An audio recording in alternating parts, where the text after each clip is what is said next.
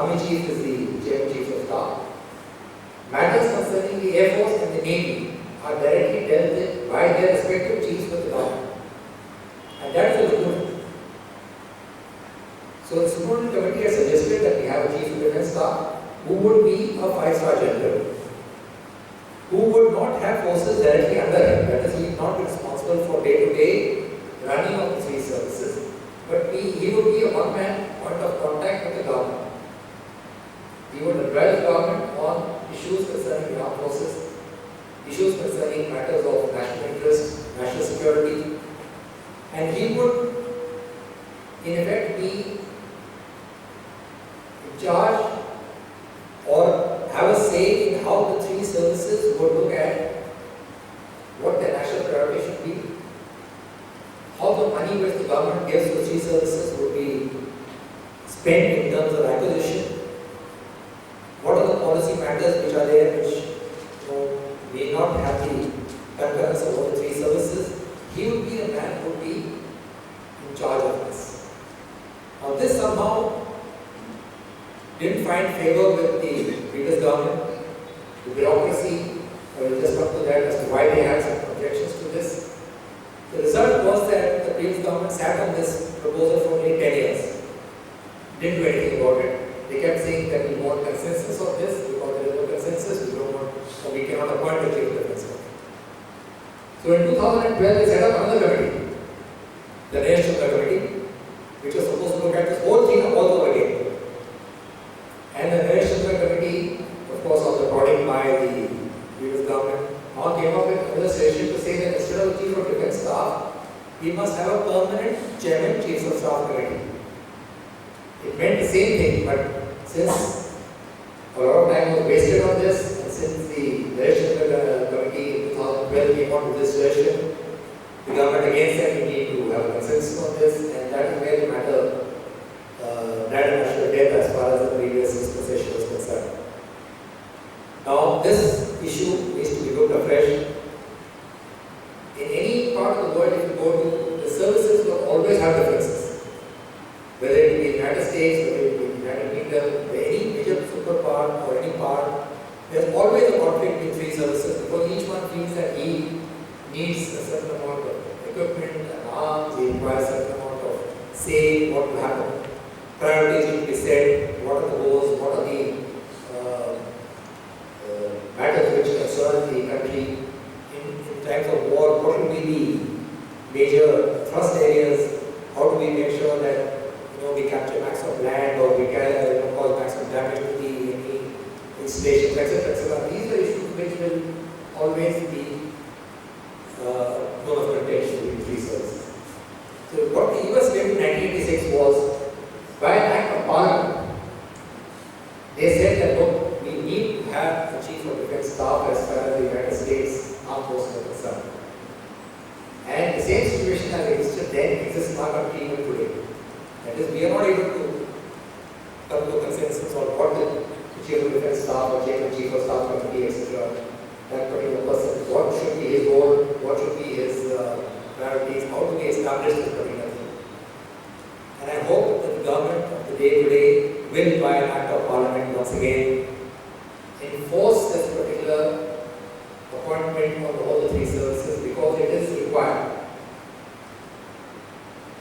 In today's day and age, we need to have a person who will be able to sort out issues between the three services, sort out issues between the services and the civilian government, and to make sure that we get the right advice and we get the right resources for each service depending on what each service requires.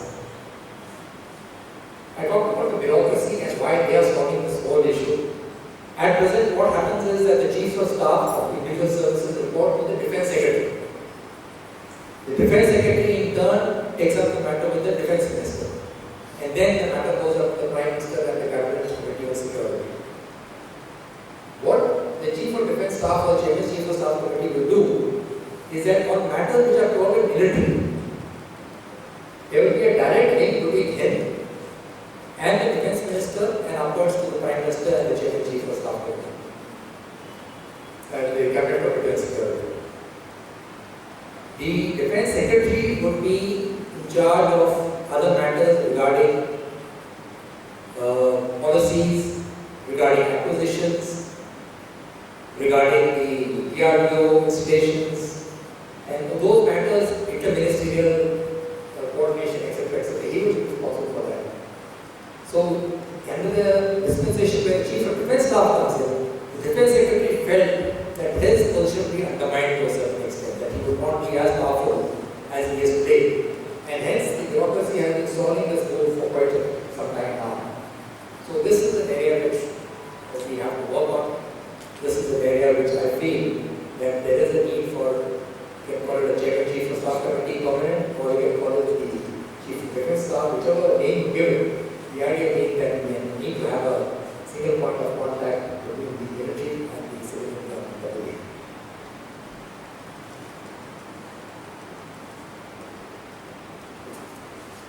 Next, I will come to another contested issue, which is the Armed Forces Special Powers Act. Now, all of you must have read a lot about the Armed Forces Special Powers Act. It came into existence in 1958. And it basically is an act which is brought in when the civilian government, whether it be in the states or in the center feels the situation in a particular state has gone out of control of the civilian authority which is there, invokes the Armed Forces Special Powers Act, which grants the Armed Forces certain special powers to be able to contain or to tackle with a situation which is gone out of hand, and it needs to be brought under control. Now, firstly, the area has to be declared disturbed. That is the responsibility of the state government, or if the central government feels that the situation in the state is beyond the control of the civil administration there, the area is declared disturbed and the Armed Forces Special Powers Act comes into force. Now, there are some powers given to the Armed Forces because of this. And the Armed Forces feel that to be able to operate in such a hostile environment, some protection is required to be able to tackle not only the insurgents, but the other allegations which have come up from time to time regarding various so-called atrocities which have been committed. And to deal with this particular situation, we need the revocation of the Armed Forces Special Powers Act so that a certain dilution takes place. The fact that the Armed Forces requires some special powers is not disputed. But the supreme powers which have been given to the Armed Forces under the Armed Forces Special Powers Act is something which has been challenged by various groups to say that, look, you can't get such supreme powers in a democracy like we have in our country in this day and age. We need to value this. We need to make our forces more accountable, more responsible for any acts of commission or mission. We need to bring them to book and to make sure that these things don't happen. The armed forces have been resisting this. They say that, look, we have a mechanism in case there is any violation which does take place. We have a courts, we have a court-martial procedure which is there, and people have been dealt with under this procedure. But the various, say, NGOs which are there or human rights groups which are there keep complaining that that is not enough. It is not a transparent system.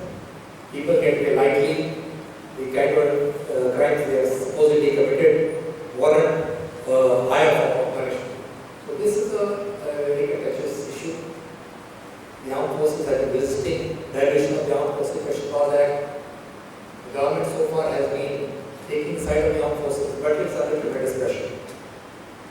Because as things go along and you find more and more cases come up, then the armed forces come under pressure, and there is a clamor to dilute the Armed Forces Special Powers Act. It is a very live issue, and we find that there is a certain amount of discord between the armed forces and the civilian administration because of the provisions which are being provided for in the Armed Forces Special Powers Act. I'm sure in the days to come we'll find that there will be some kind of progress on this, whether it requires dilution or whether it requires a total revocation. This is entirely up to the administration to decide because the armed forces come in only after the situation goes beyond control. The condition of the armed forces is you have the paramilitary forces, you have the police, you have the state armed police. Why can't they control the situation? Why do you need to bring in the armed forces into this whole equation? Because the armed forces are not meant to be used against our own people. Armed forces are meant to tackle external contingencies. As far as possible, we should not bring in the armed forces to tackle problems within our own country. So let us make our paramilitary forces and other forces more strong so that they could deal with this issue without bringing in the armed forces. Now these are issues which I am sure the days to come will continue to be highlighted and be discussed and debated as to what is the ideal solution if any.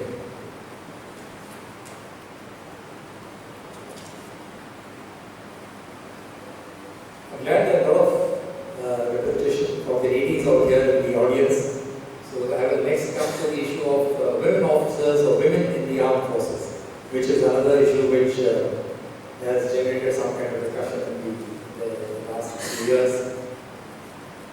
So as far as the women in the armed forces are concerned, till 1990, we had a situation where women in the armed forces were restricted only to the Army Medical Corps, Army Dental Corps, and the military nursing service. That is anything to do with the medical services that are provided to the armed forces.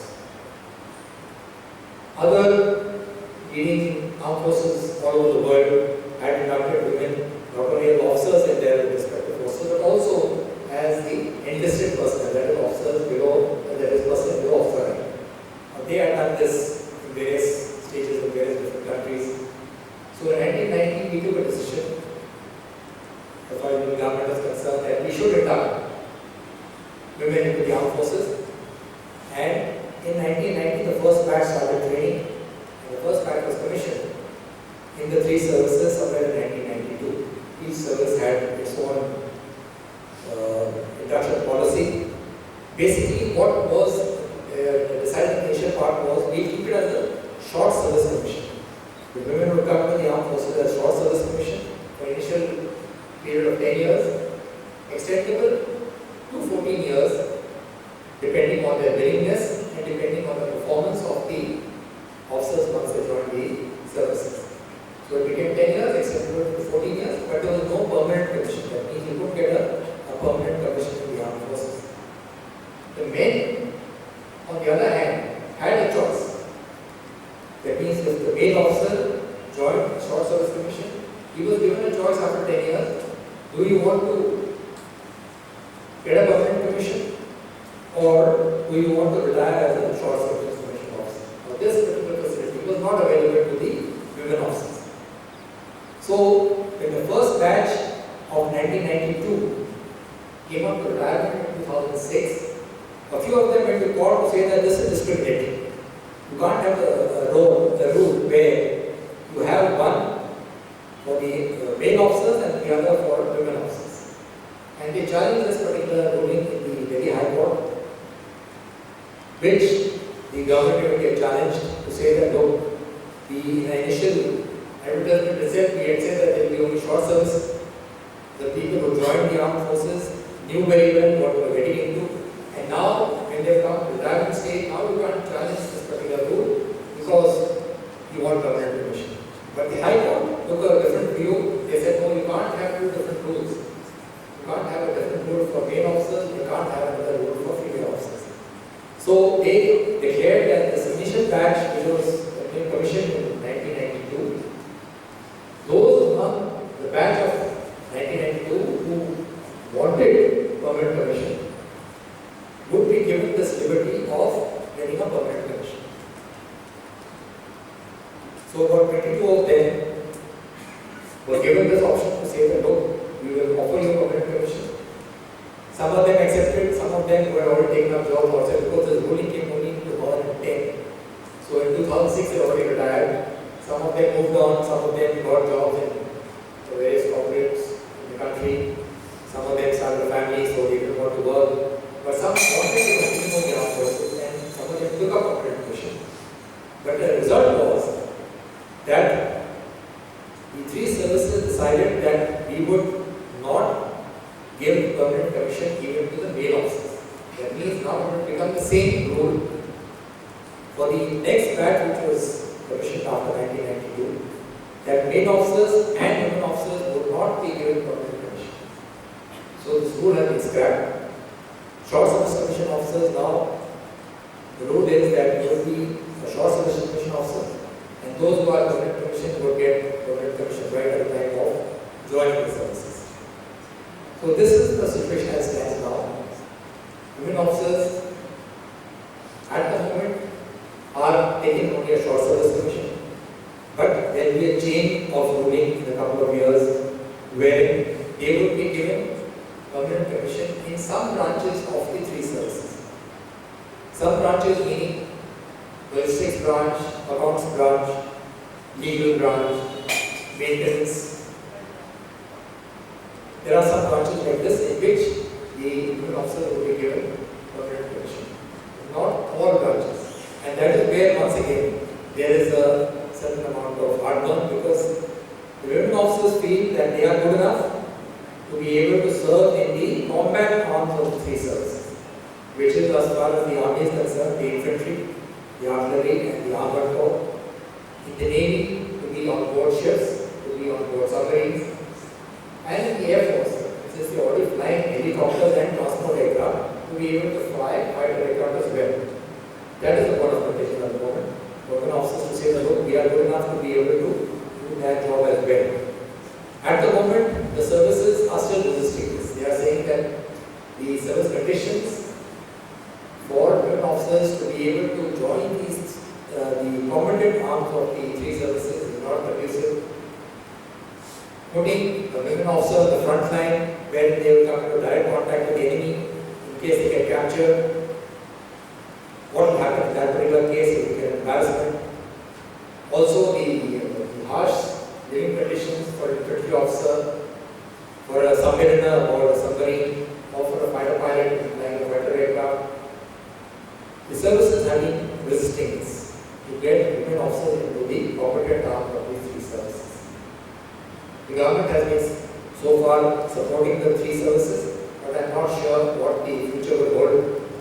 Because there are other services, other countries where women officers are on board submarines, they do fly fighter aircraft, they are inducted to the infantry and to the artillery and armored corps.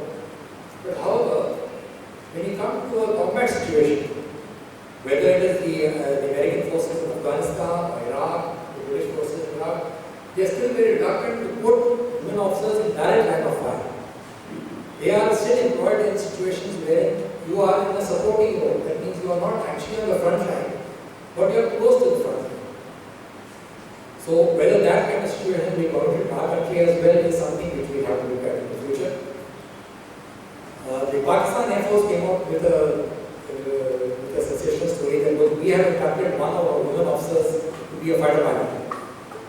So they wanted to be one up on us. They said, look, the Indians have not done it, but we have done it because we find that our women are quite capable of flying fighter aircraft. That didn't last very long, of course, because that particular lady officer who joined the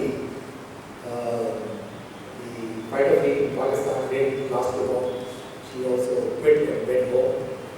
So there are issues which we need to tackle. There are issues with respect to the non-competence. Here comes the role background, the acceptance of women officers to lead them in battle, especially in the infantry and the armored corps, is something which we have to evolve as a country.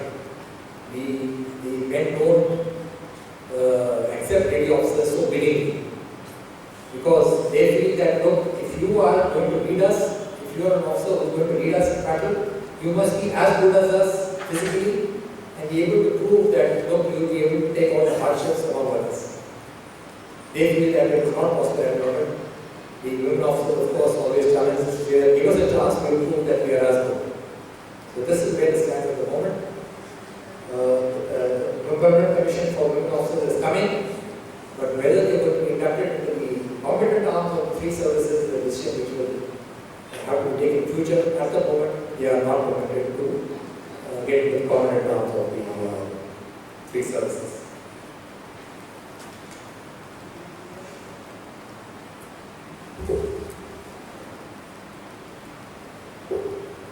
We will now pick up some general civil military issues, which always hurt the armed forces, and we find that solutions to these issues are hard to come by. The first among this is the construction of a war memorial. Now, this is a very sore point to the armed forces. We say that even 67 years after independence, we don't have a memorial which lists out all those who have been killed in battle or killed otherwise, whose names can be engraved on those on the war memorial, so that it will be an inspiration for the generations who will be following to see the glorious deeds of our men in uniform, men and women in uniform, and it will act as a motivation for them to join the armed forces. And it will be a tragedy that we don't have a national war memorial, which is important in some sort of red tape. Some people raise some issues which are totally extraneous to the whole debate. We need one immediately. We have a set of examples. We have a national war memorial in Bangalore, which is very good initiative. It's got names of all the soldiers, officers and men from Karnataka who have laid down their lives, men and women who laid down their lives for the country.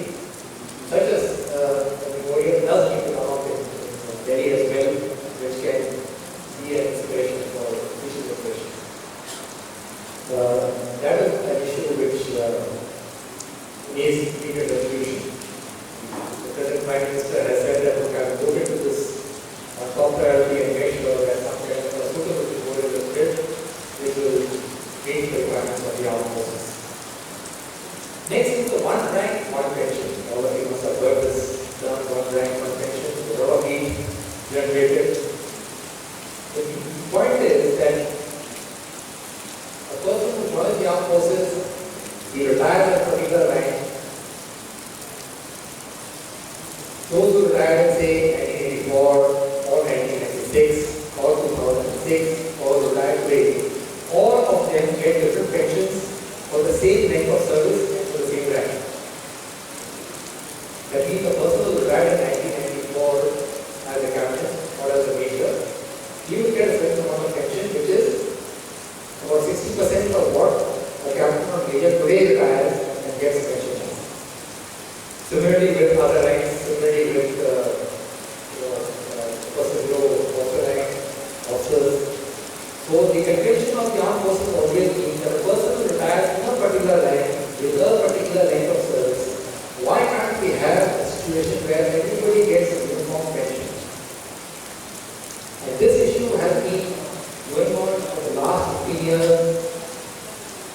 Presidents have returned the medals to the President of India, who didn't bother to meet any of the delegations who went to meet her. That is the country of Pakistan, President of the country. And subsequently, the government, which was there, you all know, didn't do anything about it, except when it came to elections this year, all of a sudden, we found Rahul Gandhi meeting the delegation of ex-servicemen, and he promised them that, look, if we come back to power, we will implement this one rank, one pension scheme. What were you doing all these years? Why didn't you implement it so many years? You kept quiet about it, and all of a sudden, election time, you want the support of the ex-servicemen, you find that you come up with a particular scheme.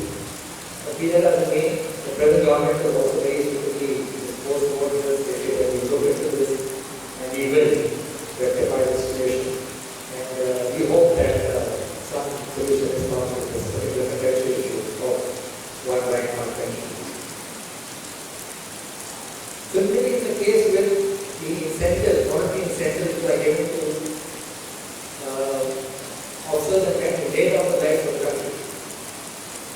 When you die in service in a war or in a contingency, which is like what is happening today in Kashmir or any part of the country, the central government gives a particular monetary incentive to the the families of those who have passed away.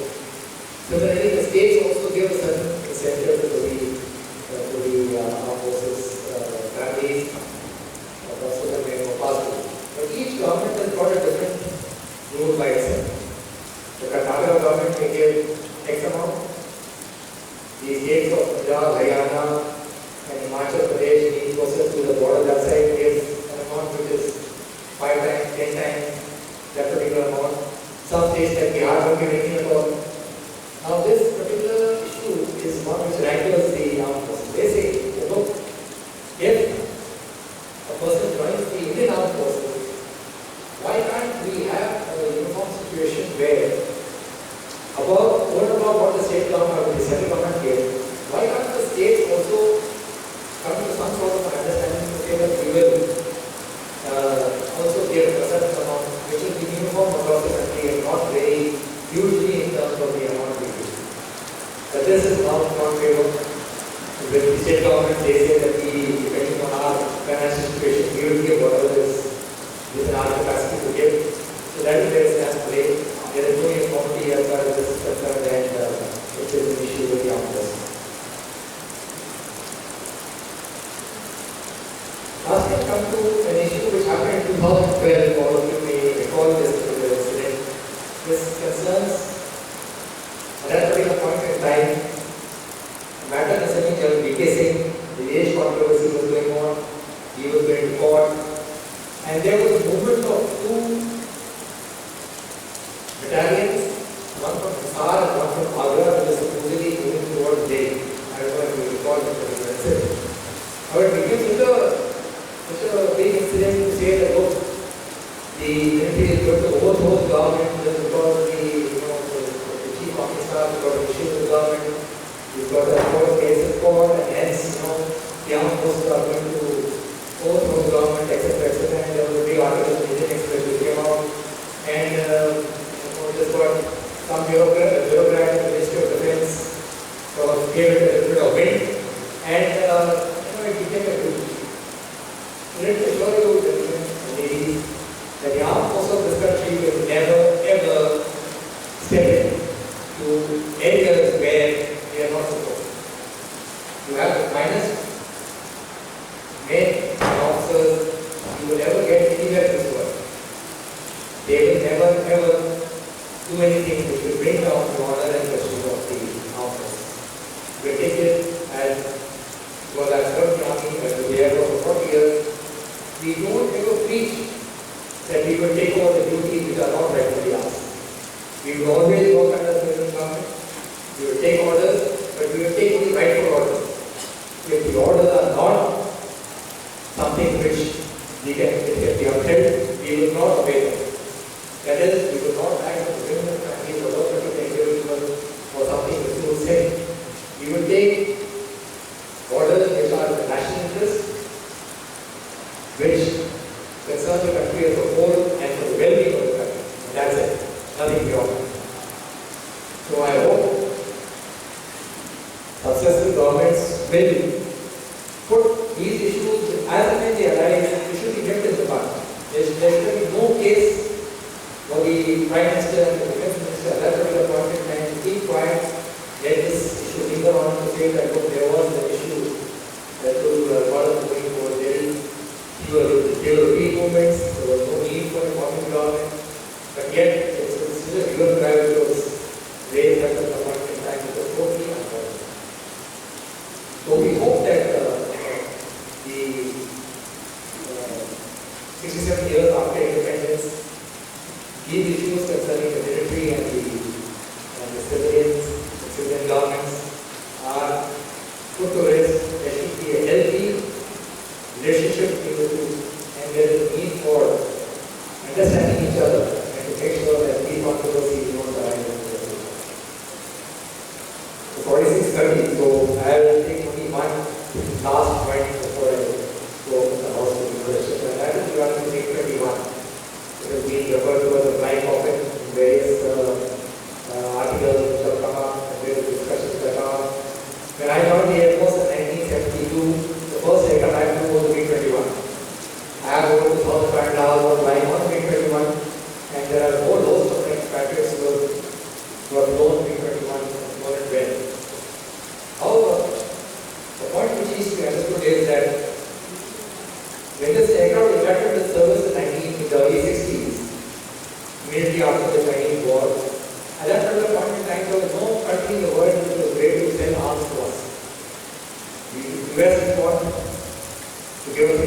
over the investment